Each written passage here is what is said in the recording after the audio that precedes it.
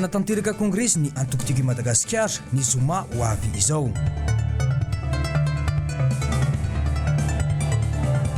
Amory ireo mpanao politika ny CRN sy ny hetsika olom-pirenena ny alatsinainy ho avy izao. Feno 70 taona no nijoroany ny sampana mpamonjy voiny eto Antananarivo.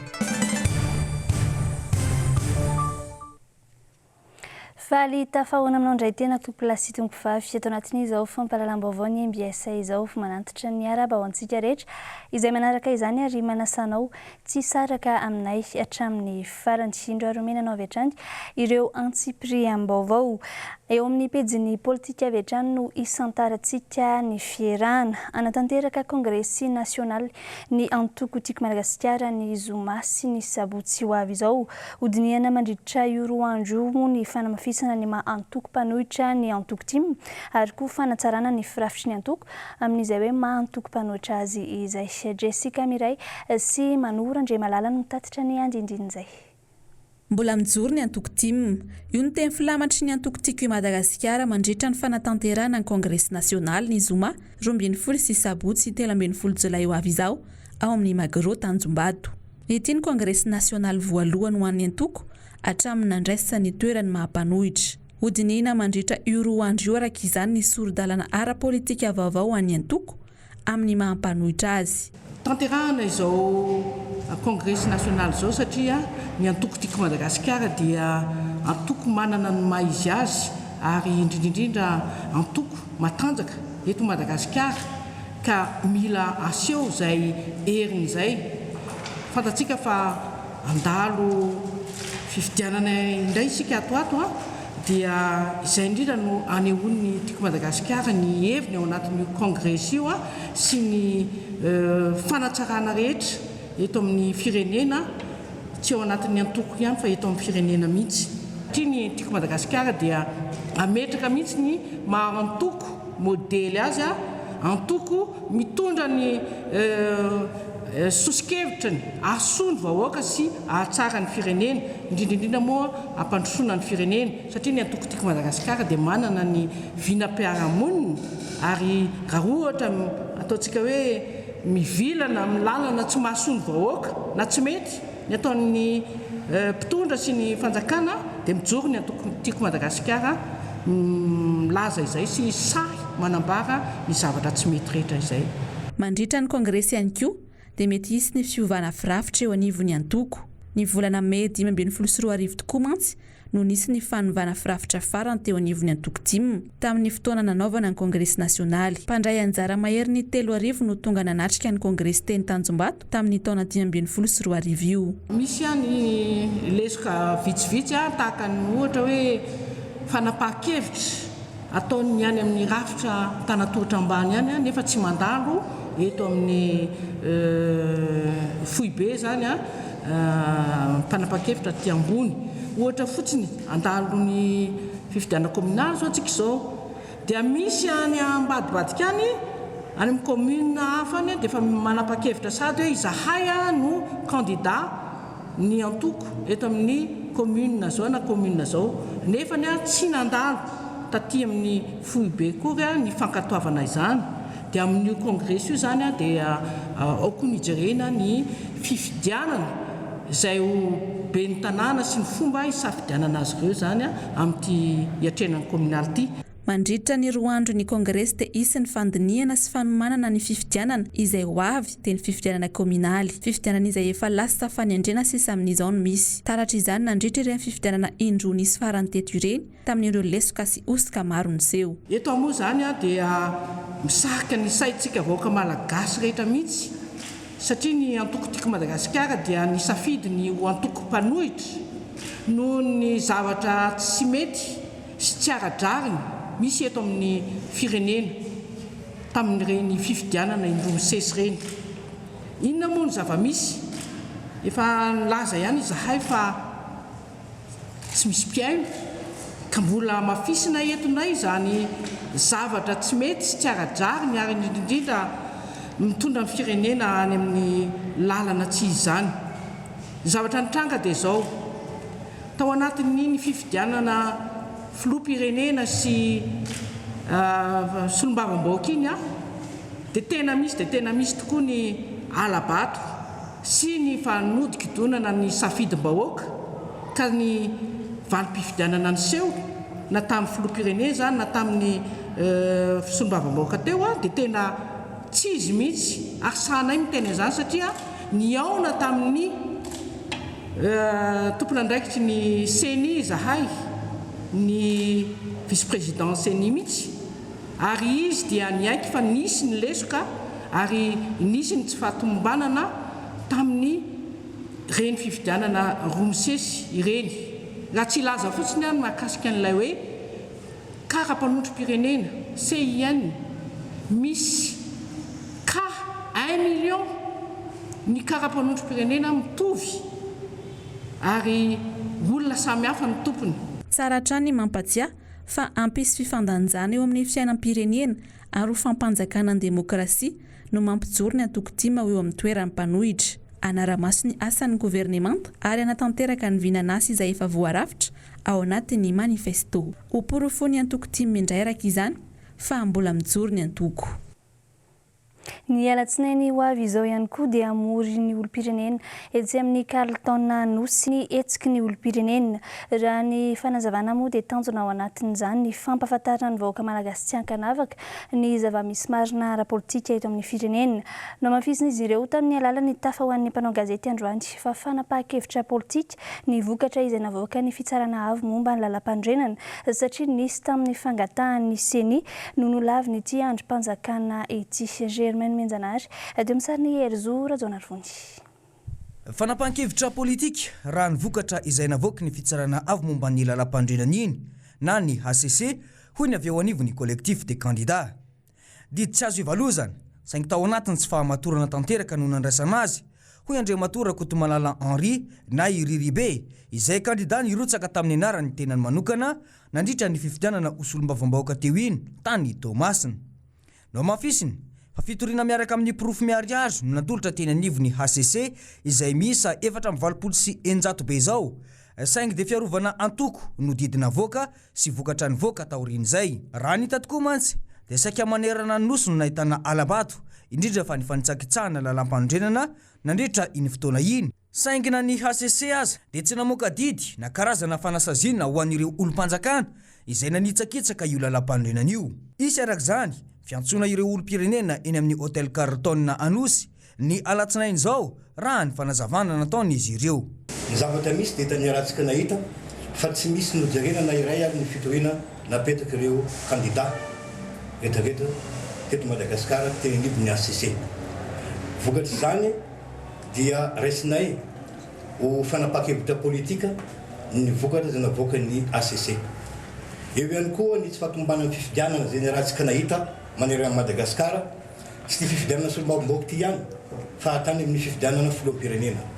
Manana andraikitra ny olom-pirenena manoloana an'izany tsy fidianana zavatra izany ary izay no antony nahatonga anay hiantso ny olom-pirenena rehetra manerana Madagasikara na antoko izy tokony andraikitra amin'ny antoko izy na kandidat izy na olon-tsotra ka manana andraikitra mahatsapa fa raha izao fifidianana amin'ny endriny hitondrana Madagasikara zao dia hiteraka zava-doza eto amin'ny firenentsika ka mitsangana izy haya mandray andraikitra izy haya miantso ny voaka malagasy rehetra tsy ankanavaka mba ho tonga eny amin'ny Carleton Anosy amin'ny alatsinainy zao hiatrika ny fiaonam-be izay karakarainy ny etsika ny olom-pirenena wa mitaky ny osika fa miady amin'ny osika sy ny alabato eto amin'ny firenena.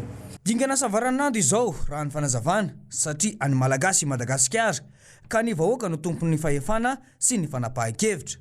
Targetra raha ny nambaran'izy ireo ny amondronana ireo hevitry ny olom-pirenena tsirairay mahakasika ny fitantanan-draharaha eto Madagasikara indrindra fa ny ara-politika. Raha ny hita mantsy dia very zo tanteraka ny vahoaka malagasy raha ny fifidianana osolombavambahoaka ny fa 17 ny volana May teo iny no resahana raha ny nambaran'izy ireo atrandry andrasana arak'izany ny toy ny vaovao.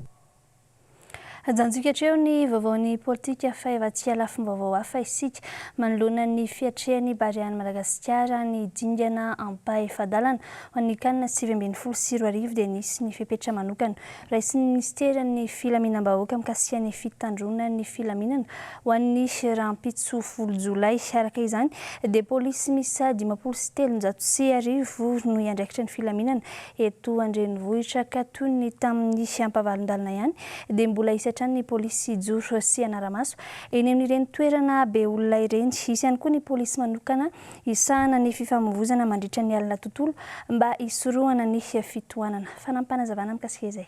Ny fandaminana asa amin'ny ankapobeny ny andro ny alakamisy izay misy ny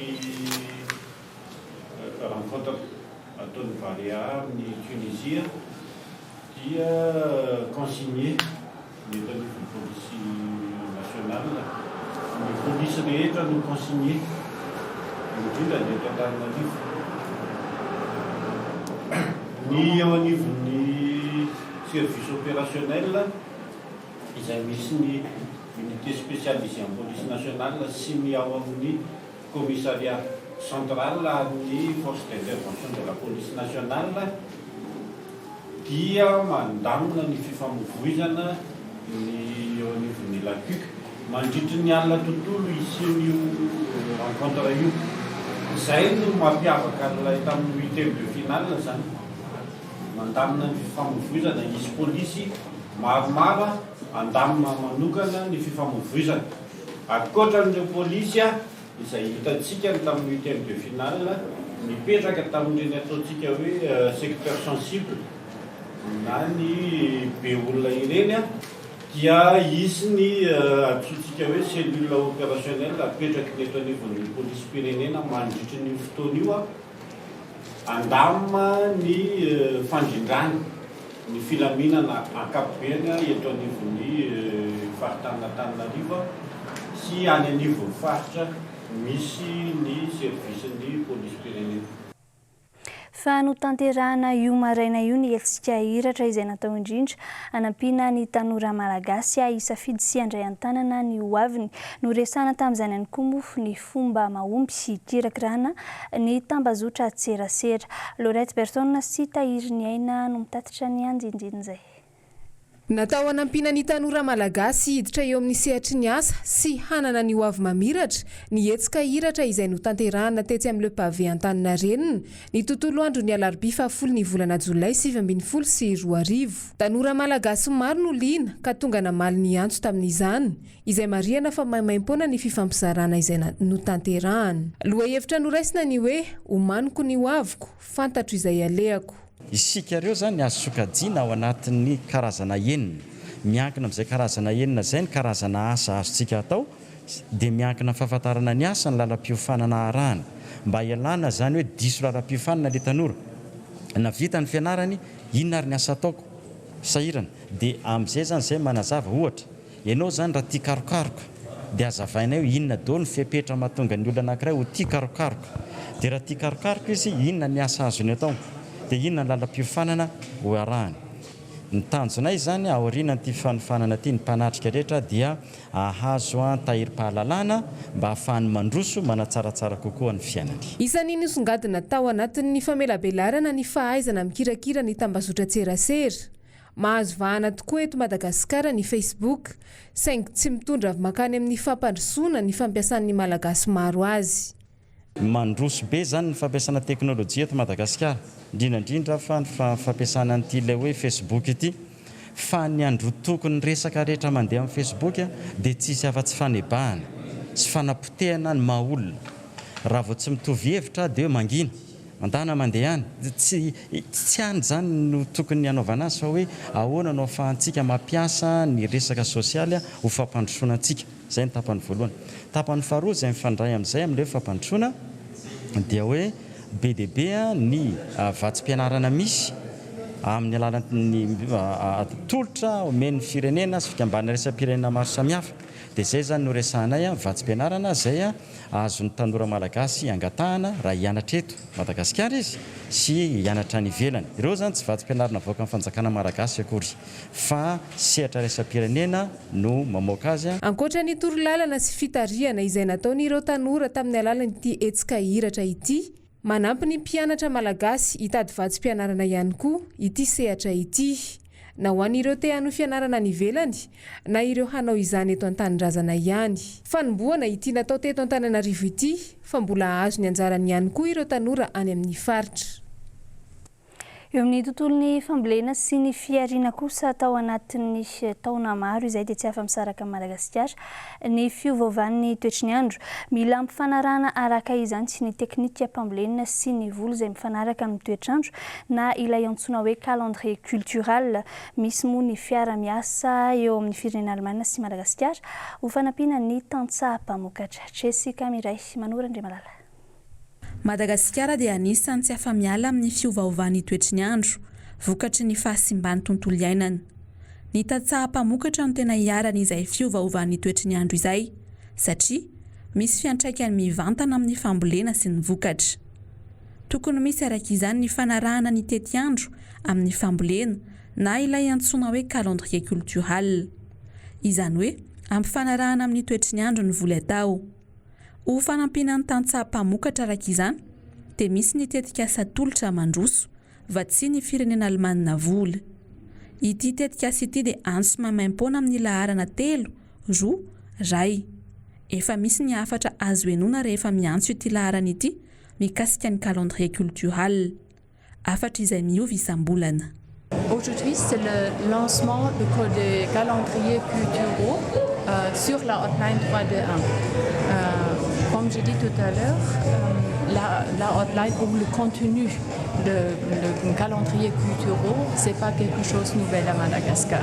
Il existe déjà. C'est le FOFIFA, c'est la DGM et le MAEP, le ministère de l'Agriculture, l'Élevage et la Pêche, qui a déjà travaillé et mis mettre à disposition des calendriers culturaux depuis longtemps. Mais ils ne sont pas accessibles pour les petits producteurs. Ce que nous avons fait avec tous nos partenaires, c'est de réfléchir ensemble comment est-ce qu'on peut fournir les informations à l'heure pour les producteurs dans les zones rurales. Et la solution que nous avons choisie, c'est de mettre le contenu sur la hotline 321 et tous les producteurs de gingembre, par exemple, du riz, du arachide et du maïs pourraient appeler sur la hotline 321 et écouter les informations météo qui sont importantes pour l'agriculture. Ampahafantarina ihany fa maimaim-poana ny antso inenina miantaona. Andoavana 200 ariary kosa eo amin'ny antso 7. Azo ny rehetra tao araka izany ny miantso ny laharana raha te ahafantatra ny fambolena mifanaraka amin'ny toetry ny andro. Efa nisokatra nanomboka ny volana Jolay ity ny tetikasa tolotra mandroso. Tetikasa izay iarahany sampana fampahafantarana ny toetry ny andro, ny ministera ny fambolena ary vatsy ny firenena Alemana sy ny vondrona Eropeanina vola. Araka ny efa natsidika antsika tao anatin'ny lohatenim-baovao teo dia mankalaza ny 70 taona ny joroany amin'izao ny vondron'ny mpamonjona izay adidin'ny komina Antananarivo renivohitra ka amin'ny 7 ny volana Jolay izao no hanaovana ny fanokafana izany amin'ny alalan'ny fanompom-pivavahana firaisam-pinoana. Lorette Bertone sy Tahirinena. Lafin-javatra maro no isaharan'ny sampana mpamonjy voina fa tsy eo amin'ny resaka hain-trano irery ihany. Ny vondron'ny mpamonjy voina ao amin'ny komina Antananarivo renivohitra no misahana ny boriboritany 4 akoatra ny komina manodidina an'Antananarivo. Tafiditra ao anatin'ny vinany bentanàna Ramatola Laura Valimanana ny ametraka ivitoerana famonjena voina isaka ny boriboritany 4. Ny mamonjy ny karazana voina rehetra izay misy eo amin'ny fiarahamonina izay no anjaran-draikiny. Hatreto moa zany dia ny famonoana ny afa-mandoza no tena ahafantaran'ny mponinanay fa tsy izay ihany fa ankoatra ny afa-mandoza dia eo ihany koa ny famonjena voina isan-karazany amin'ny toerana manano sarotra toy ny any anaty rano any anaty lavaka ary dia indrindra ihany koa zany efa manomboka tena sahanina ny loza mpifamoivoizana amin'izao fotoan'izao. Miezaka izahay manampy ny mponina izay ivelana Antananarivo amin'izay anefa dia tsy mikarama amafisiko tsy mikarama ny mpamonjy voina fa ny famerenana ny solika zany izay no mba angatahanay amin'ireo commune manodidina zany. Miara-miasa ireo tobitelo izay misy eto Antananarivo renivohitra dia Andravoahangy, Tsaralalàna ary Amboamanarina. Ny tanjona matoben'ny tanàna moa zany dia ny hanisy ivon-toeram-pamonjena isaky ny firaisana enina. Mitombo ny fahamatorana ho an'ny sampana mpamonjy voina satria manamarika ny 70 taona nijoroany eto Antananarivo ity vondrona ity. Etsika maro no entina manamarika n'izany izay hosokafana amin'ny alalan'ny fotoam-pivavahana iraisam-pinoana atao amin'ny 7 ny volana Jolay ho avy izao. Eo ihany koa ny hetsika ara-paranjahantena maro isan-karazany satria ny asan'ny mpamonjy voina dia mifototra indrindra amin'ny asa batana dia mazava ho azy fa ny resaka fanatanjahantena zany no hitazana sy ampitomboana ny herim-batana anatanterahana ny asa, fampahafantarana ny vahoaka ny anjara andraikitry ny mpamonjy voina zany eo anivon'ny fiarahamonina. Izy zany fampiratiana, isy ihany koa fampiratiana eny fotony mahakasika ny asa manandraikitry ny mpamonjy voina sy ny fiofanan'ny mpamonjy voina. Fidinana ifotony fanabiazana ny isam-bahoaka zany amin'izay anjara andraikitry ny mpamonjy voina izay. Narak'izay moa zany dia ao anatin'ny lalao baolina kitra itsika zao dia ny mpamonjy voina akoatry ny asa zay endreketana amin'ny famonjena voina dia mpanao baolina kitra ihany koa dia mirary sotateraka ho an'ny Baria ho tody hatramin'ny farany. Alefa Baria. Misehatra amin'ny famonjena voina ny malagasy jiaby tsy ankanavaka ny sampana mpamonjy voina. Mila fiarahamientana amin'ny olom-pirenena, ny fahalalahana sy ny fahafahan'ny sampana mpamonjy voina manao ny asany araka ny tokony ho izy satria tsy afa-misaraka amin'ny fiarahamonina izany sehatry ny famonjena voina izany. Dia izay ihany koa no mamarina ny vaovao amin'ny androany tsy mankasitraka anao naraka izany hatramin'ny farany manome fotoananao amin'ny manaraka indray. Veloma tompoko.